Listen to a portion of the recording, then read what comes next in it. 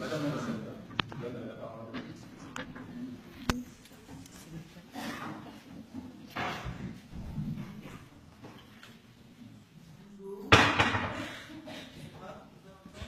Liberté pour la Palestine, liberté pour la Palestine, liberté pour la Palestine, liberté pour la Palestine, liberté pour la Palestine, liberté pour la Palestine, liberté pour la Palestine, liberté pour la Palestine, liberté pour la Palestine, liberté pour la Palestine, liberté pour la Palestine, liberté pour la Palestine, liberté pour la Palestine, liberté pour la Palestine, liberté pour la Palestine, liberté pour la Palestine.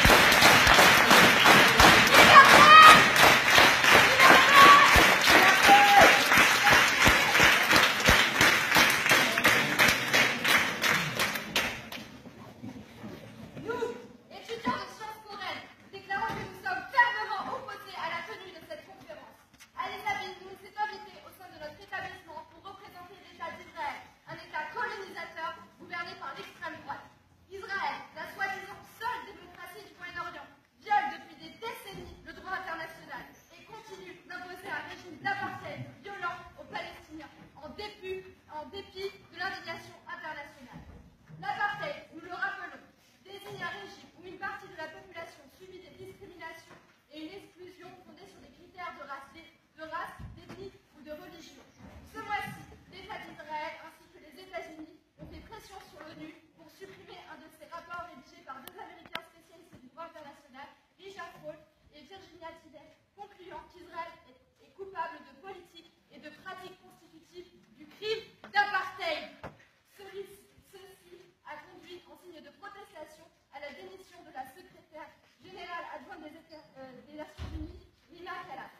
Quotidiennement, en Israël et dans les territoires palestiniens occupés, les autorités israéliennes procèdent à des expulsions forcées ainsi qu'à des démolitions d'habitations palestiniennes en Cisjordanie, alors qu'elles continuent d'y promouvoir ces colonies illégales. En 1974, on recensait 2019 colons israéliens en Cisjordanie. En 2013, ils étaient 500 000. L'extension incessante des colonies israéliennes ne cesse de faire reculer la possibilité pour les Palestiniens d'avoir leur propre État, puisqu'elles induisent un morcellement de leur territoire, morcellement voulu par Israël. Cette dernière impose aussi des restrictions sévères à la liberté de circulation des Palestiniens et maintient depuis 10 ans un blocus militaire sur la bande de Gaza, imposant à 1,9 million d'habitants des conditions de vie inhumaines. Depuis de nombreuses années, l'armée israélienne assassine des civils, y compris des enfants, et jette en prison celles et ceux qui osent défier leur occupation.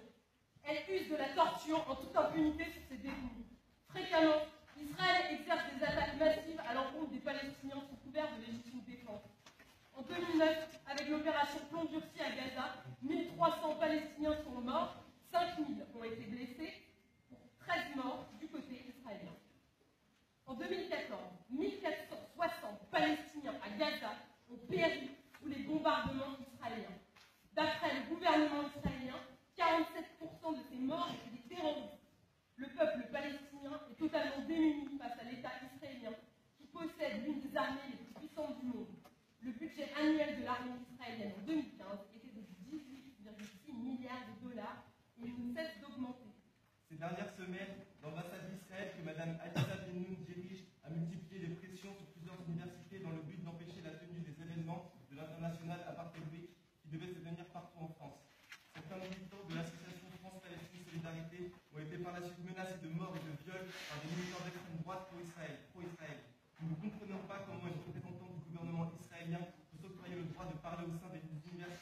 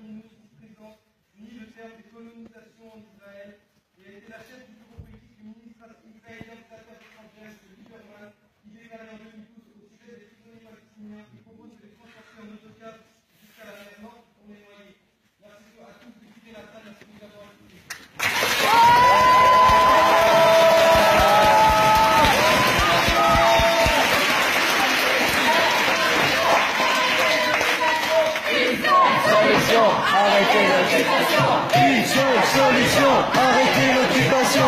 Une seule solution, arrêter l'occupation. Pour la Palestine, liberté. Pour la Palestine, liberté. Pour la